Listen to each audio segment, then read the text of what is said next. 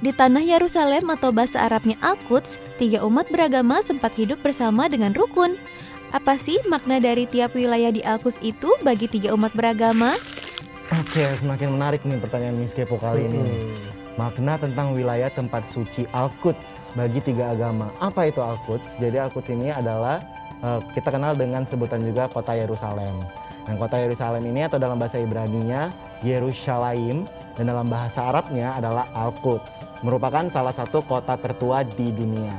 Nah, karena kota tertua di dunia nih Wahyu, ada yang menarik juga di Yerusalem ini. Jadi Yerusalem ini menjadi tempat suci dari tiga umat beragama, yakni umat Muslim, umat Kristiani, dan juga umat Yahudi tentunya. Yes, dan tentunya kota ini berulang kali nih diperebutkan, ditaklukkan, dan dibangun kembali oleh berbagai pihak. Iya, dan berikut adalah informasi-informasi yang udah kita kumpulkan yang merupakan makna dari wilayah Al-Quds bagi tiga agama ini. Oke, ini dia yang pertama, makna Al-Quds atau kota Yerusalem tadi bagi umat Yahudi. Jadi kawasan kotel atau dinding ratapan atau tembok barat itu adalah sisa dari dinding tempat berdirinya bait suci zaman dahulu bagi umat Yahudi. Iya.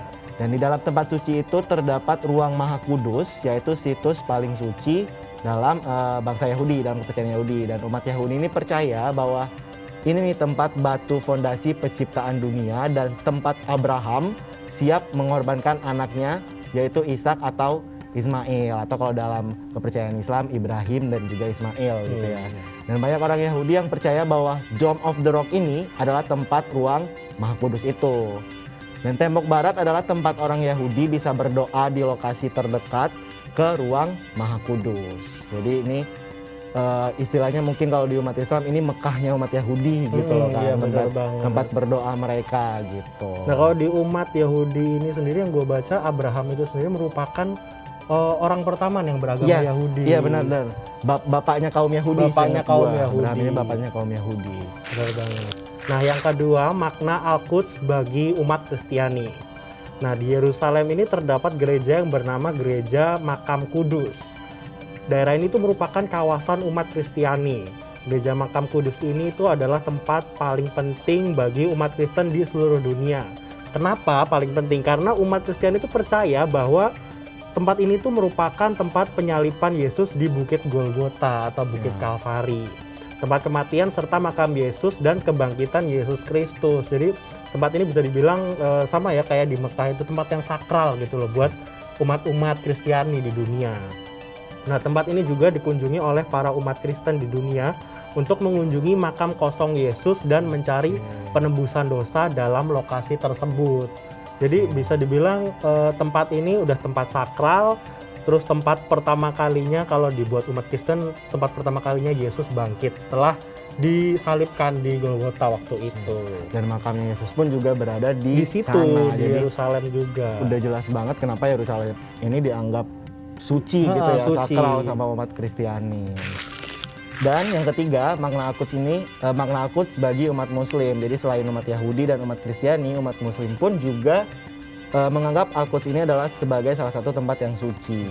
Kenapa? Karena kubah batu dan Masjid Al-Aqsa di dataran tinggi dikenal umat Muslim sebagai Haram Al-Sharif yang merupakan daerah kawasan umat Muslim ini. Dan bagi Muslim, tempat ini itu dianggap suci karena di Al-Aqsa merupakan bukti pijakan Nabi Muhammad menuju surga dalam perjalanan malam Isra Miraj. Jadi salah satu peristiwa bersejarah dan penting juga nih bagi umat Muslim Isra Miraj ini.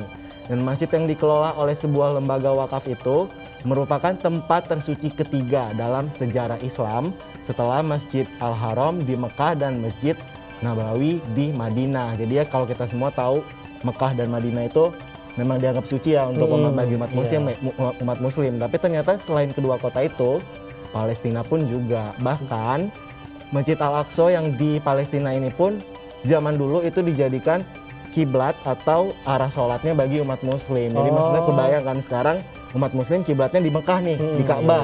Itu suci kan? Nah, suci. Dulu kiblatnya itu di Masjid Al-Aqsa. Jadi berarti sebelum Ka'bah waktu itu di Masjid Al-Aqsa. Iya, sholatnya dulu menghadapnya ke Masjid Al-Aqsa. Jadi makanya kenapa dianggap suci oleh umat Muslim. Tapi luar biasa banget sih menurut gue, di satu kota Yerusalem ini ada tiga agama yang multikultural. Terus mereka juga hidup berdampingan kan.